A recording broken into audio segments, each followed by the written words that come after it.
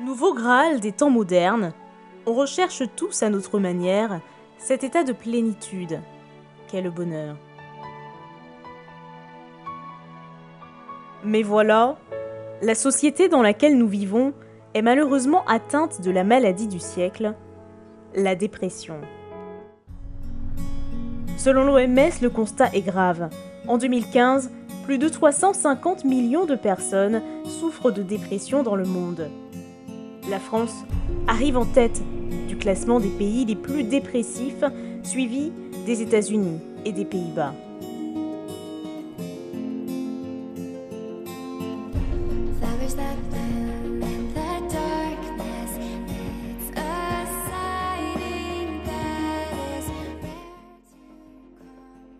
La France est un des pays du monde les plus sinistrés au niveau de la joie. C'est absolument terrible, justement parce que je voyage beaucoup, je m'en rends compte. Alors, tout le monde le sait, il y a des pays où on est beaucoup plus pauvre et on est beaucoup plus heureux. Chez nous, c'est vraiment culturel, c'est dans notre culture, c'est dans notre ADN collectif. Qui rira dimanche pleurera vendredi, ou qui rira vendredi pleurera dimanche, je me trompe toujours dans les jours. Mais en tout cas, si on rit, on va payer après. Moi, j'ai envie de dire que c'est culturel. Le Français, s'il ne se plaint pas, il n'est pas heureux. On a plein d'expressions, la vie vaut la peine d'être vécue, ça mine de rien, il n'existe pas l'expression la vie vaut la joie d'être vécue. Bref, je crois que c'est culturel, on aime bien se plaindre aussi. On a un niveau de vie qui est quand même correct. C'est vrai, il y a des gens qui sont en souffrance en France, je ne dis pas le contraire, mais globalement, on a quand même un pays qui est riche, avec des choses qui sont superbes qui se passent, avec bon an, mal an, quand même un service public qui fonctionne. Donc on a quand même des choses qui sont bien. Et malgré ça, il y a énormément de souffrance. On a une grosse consommation d'anxiolytiques, on a beaucoup de suicides. Il y a des choses, à mon avis, qu'il faut quand même questionner, d'où ça peut venir et quelles sont les solutions qu'on peut mettre en œuvre. Depuis quelques années, justement, la science s'intéresse au bonheur. Avant le XXe siècle, le champ de recherche de la science dans le domaine de la psychologie se limite aux aspects négatifs de notre psyché. L'angoisse, la dépression, la colère, la peur. Les émotions positives font par contre l'objet d'un intérêt beaucoup plus récent et donnent naissance à des termes considérés comme réducteurs par les scientifiques, la science du bonheur, dite psychologie positive. Au début du XXe siècle, le pharmacien Émile Coué fait la découverte des vertus de l'autosuggestion positive. C'est la naissance de la méthode Coué qui va servir de base à la pensée positive. Mais celle-ci est considérée comme populiste et sans fondement par les scientifiques et les professionnels du monde.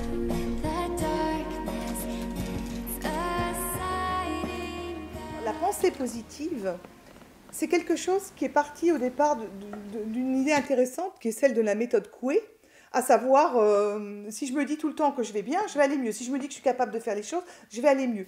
Et c'est vrai, on sait que si, en fait, tout ce qu'on croit arrive. Que vous pensiez que vous avez tort, non, que vous pensiez que vous allez y arriver, ou que vous pensiez que vous alliez rater, dans les deux cas, vous avez raison. Si vous êtes persuadé que vous allez rater un truc, vous allez le rater. Si vous êtes persuadé, mais vraiment persuadé que vous allez le réussir, vous allez le réussir. Nos croyances nous influencent. Si on est vraiment persuadé d'un truc, du coup, c'est comme ça que ça va se passer. Mais la pensée positive a détourné cette chose-là. Elle a cru qu'il suffisait de ça. Je vais faire comme si je croyais que je vais réussir, je vais être riche demain. Alors voilà, je vais être riche demain, je vais être riche demain, tiens, je vais être riche demain.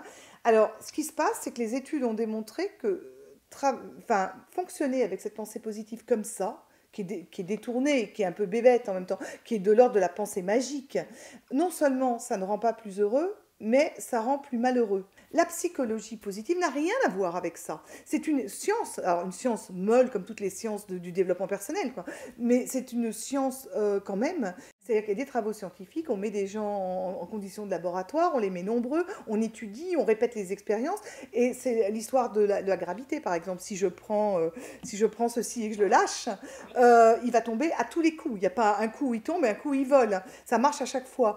Pour que ce soit scientifique, il faut que ça marche à chaque fois. Ce qui n'est pas le cas de la pensée positive, parce que la pensée positive, avec un peu de bol, à un moment donné, vous allez rencontrer l'amour, mais pas à chaque fois, malheureusement. La psychologie positive qu'évoque Corinne Cosseron a pour principal fondateur Martin Seligman. Les travaux réalisés par le réseau de psychologie positive créé par Seligman marquent un tournant. La psychologie n'a plus pour seul objectif la guérison, mais vise aussi l'épanouissement des êtres humains, leur aptitude à être heureux.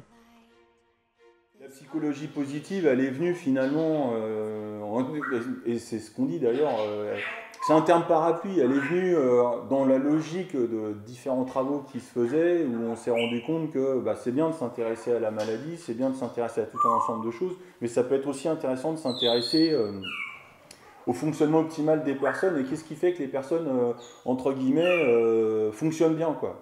Et du coup, la psychologie positive couvre un peu ces trois domaines, quoi, à savoir la prise en charge, tout ce qui relève de la psychométrie, l'identification des talents chez des personnes, et puis l'identification des conditions qui font que les personnes s'épanouissent.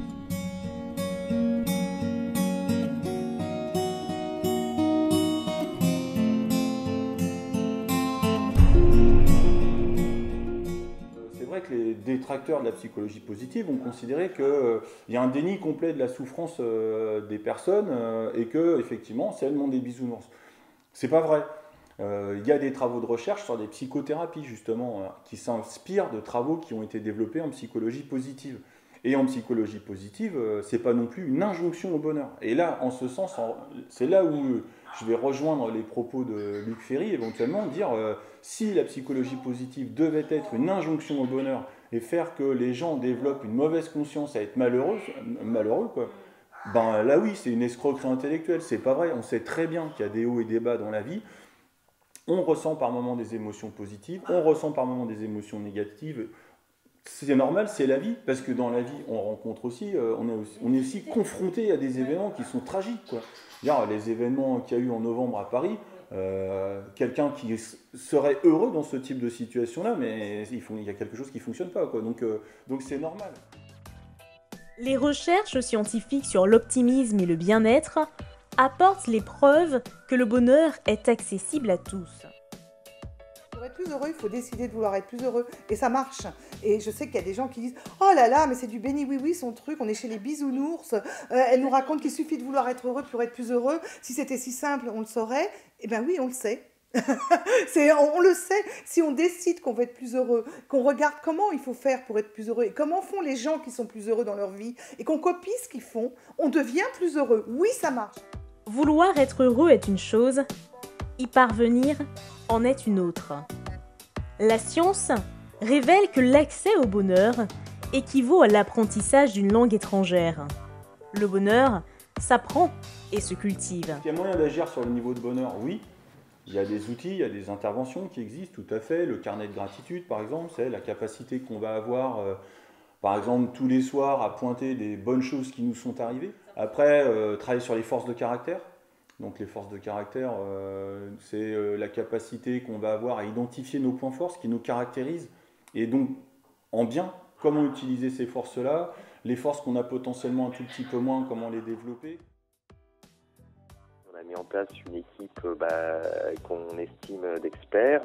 Et à ces conditions-là, oui, on peut garantir que ces outils-là sont enseignés et il est prouvé scientifiquement qu'ils sont impactants. J'ai envie de dire, le monde des bisounours, je ne sais pas à quoi il ressemble, mais si c'est tout va bien et je vais bien, non, c'est comme, je crois qu'il y a une réalité, c'est comme la météo, il y a des fois où il pleut, il faut l'accepter, mais il faut voir le bon côté aussi. Dans la vie, il y a des creux, il y a des creux et des pics, et c'est ça la richesse d'une vie, mais c'est à nous de voir le côté positif sans se faire leurrer. C'est encore une fois une attitude, comment on voit aussi les choses, et ça, il n'y a que les personnes qui peuvent le faire par elles-mêmes. Ça ne s'enseigne pas, ça se pratique. Ce sont des petits exercices. On a beau le savoir, si vous ne pratiquez pas, il ne se passe rien. Les travaux scientifiques démontrent que le bonheur provient à 50% de la génétique, à 10% des conditions de vie et à 40% de notre volonté. La pratique de la psychologie positive englobe toute une série d'exercices destinés à développer ou booster notre joie de vivre.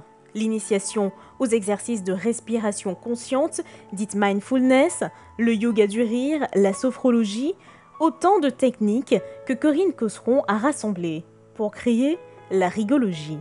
La La rigologie aujourd'hui, c'est vraiment une méthode holistique qui comporte à la fois la psychologie positive, la sophrologie ludique, la méditation, le yoga du rire et toutes les techniques un peu que j'ai glanées à droite à gauche de développement du bonheur.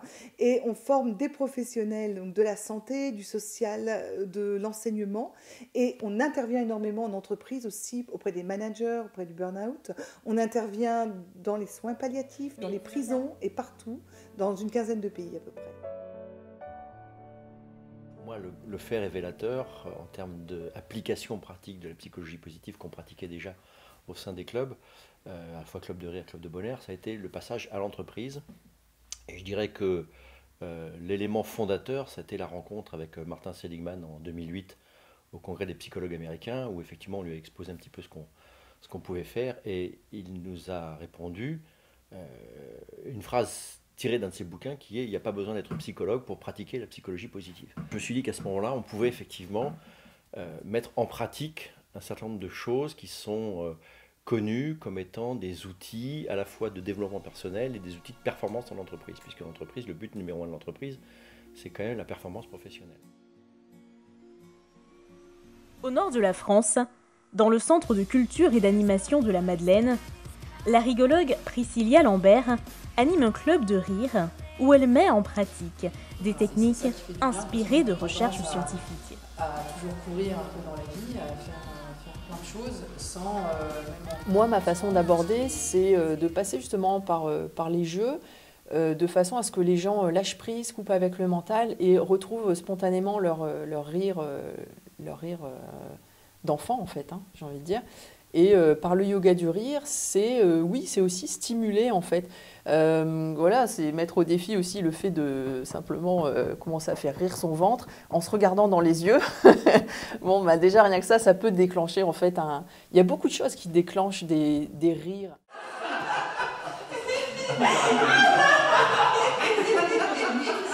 Souvent, après la séance et puis la méditation du rire, à la fin, les gens se sentent apaisés, se sentent... alors ça, c'est pas vraiment un sentiment, mais les yeux un peu mouillés, j'ai envie de dire, de retrouver cette simplicité, voilà, d'être bien avec d'autres personnes. Donc même si c'est pas conscient ou pas conscient tout de suite, ça fait du bien, naturellement ça fait du bien. Voilà, donc c'est des études aussi qui montrent ça, donc il ne faut pas s'en priver. Depuis peu, la sphère politique s'intéresse au bonheur. Au milieu des années 2000, l'ancien président Nicolas Sarkozy fait appel au prix Nobel d'économie Joseph Stiglitz pour mesurer le bonheur des Français. En 2010, chez nos voisins anglo-saxons, David Cameron réfléchit à la création de nouvel indice après le PIB, l'indice du bonheur.